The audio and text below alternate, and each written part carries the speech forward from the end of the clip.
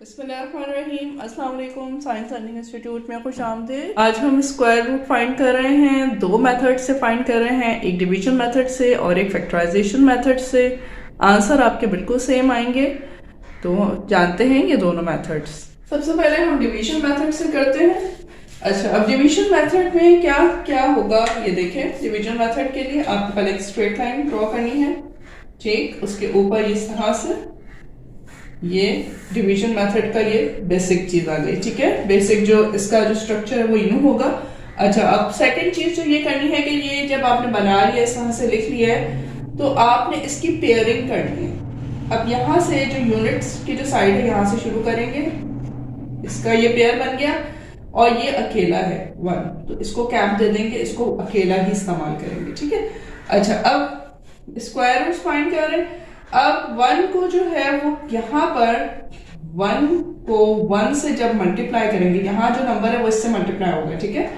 तो 1 को जब 1 से मल्टीप्लाई करेंगे तो आंसर आएगा आपका 1, ठीक है। अच्छा, अब क्या है, क्योंकि 1 को आपने 1 से मल्टीप्लाई किया तो 1 के नीचे 1 ही लिखना है, ठीक है। 1 1 जा 1 आया और ये आपने यहाँ जो नंबर था उसी को लिखा। अब होगा क्या, ये देखें क्या क्या हुआ है।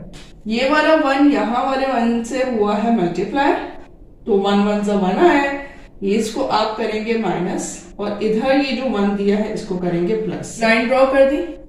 अब जो आपको कमांड्स दी गई हैं उसके हिसाब से आप करेंगे। 1 में से 1 माइनस करेंगे तो क्या आएगा 0, और 1 में 1 प्लस करेंगे तो क्या आएगा 2। यहां पर आपको जगह खाली रखनी है, ठीक है। ये क्यों रखनी है ये भी आपको पता चल जाएगा। नाउ अब ये क्योंकि दोनों का पेयर है, ये पेयर एज इट इज नीचे यहां पर कॉपी हो जाएगा। अब यहां पर ये है कि यहां जो नंबर लेंगे वो यहां वाले नंबर से मल्टीप्लाई होगा, तो ये आंसर आना चाहिए। क्यों? क्योंकि हमारे अब इसके बाद कोई और नंबर नहीं है, ठीक है। तो अब हम क्या करेंगे, 2 को ये वाले नंबर को हम देखते हैं। 2 2 जा 4 आ रहा है, ठीक है, और 8 8 जा 64 आ रहा है, सही।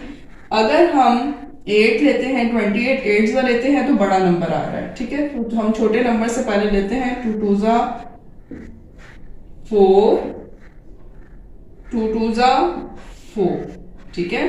22 2 जा 44 आ गया। अब कि जिस तरह से अब आपने ये 2 लिया था, इसी के नीचे क्योंकि 2 आपने बढ़ाया है तो 2 ही आपने लेना है यहाँ पर, ठीक है। फिर आप एक लाइन ड्रॉ करेंगे और साइन आप इसी तरह से देंगे। यहाँ पे प्लस होंगे और यहाँ पे ये माइनस होंगे। जब 4 में से 4 माइनस होगा तो 0 आया, 4 में से 4 माइनस हुआ तो 0 आया, और ये यहाँ पे प्लस होके ये यहाँ यहीं पे ही रह जाएंगे नंबर्स, ठीक है। क्योंकि हमारा ये सॉल्व हो चुका है। हमारा आंसर आया है 144 का स्क्वायर रूट आया है 12, ठीक है। जिस तरह से डिवीजन करके ऊपर वाला नंबर आंसर होता है, इसी तरह से यहाँ भी ये ऊपर वाला नंबर जो है वो आपका आंसर है।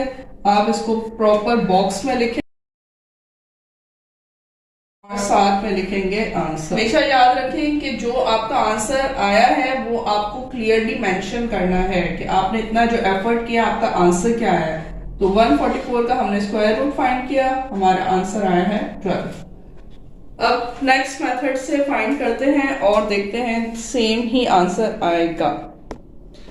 नेक्स्ट मेथड है हमारा प्राइम फैक्टराइजेशन मेथड, ठीक।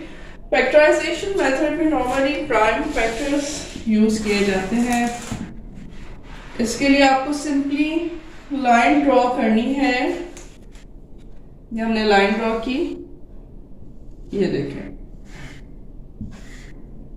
ये मुझे नहीं पता ये कहां तक जाएगा, लेकिन इस तरह से ड्रॉ करनी है, ओके। अब आगे हम जब सॉल्व करेंगे तो फिर हमें पता चला जाएगा कि क्या करना है। सबसे पहले हम सबसे छोटा नंबर लेंगे जो कि है प्राइम नंबर, सबसे छोटा 2 से शुरू करेंगे। 2 के टेबल में 1 आता है? नहीं आता। 2 0 जा 0, तो अब ये 1 4 14 आ गया। 2 7 जा 14, ठीक है, ये पूरा हो गया। अब क्या रह गया 4। अब 2 के टेबल में कितनी दफा मल्टीप्लाई करेंगे तो 4 आएगा। 2 2 जा 4, ठीक। अब क्योंकि ये यूनिट वाला नंबर 2 है, इसका मतलब ये है कि ये 2 के टेबल से ही मल्टीप्लाई होगा। टू के टेबल में 7 नहीं आता, 7 से छोटा नंबर क्या आता है 6, 2 3 जा 6, लेकिन यहाँ पर क्या है 7 है। इसका मतलब ये हुआ कि एक नंबर ज्यादा है, एक नंबर हमने इधर दे दिया, तो ये क्या बन गया 1 2 12।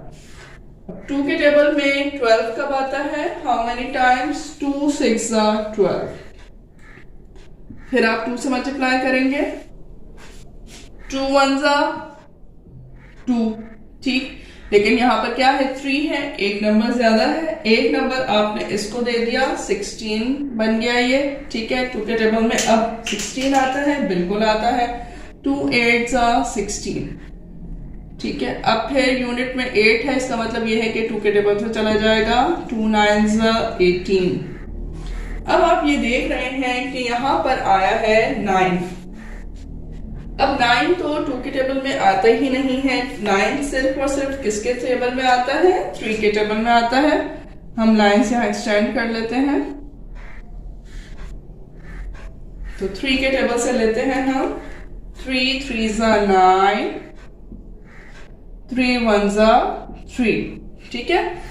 यहाँ पर जब तक 1 नहीं आ जाता आपका ये चलता रहेगा, यहाँ पर ये यहाँ हमारा क्वेश्चन सॉल्व हो चुका है। अब हम इसके आंसर का जो है आंसर को फाइंड करने के लिए नेक्स्ट स्टेप पे जाते हैं। ये जितने भी प्राइम फैक्टर्स हैं इनको आप यहाँ पर करेंगे मल्टीप्लाई।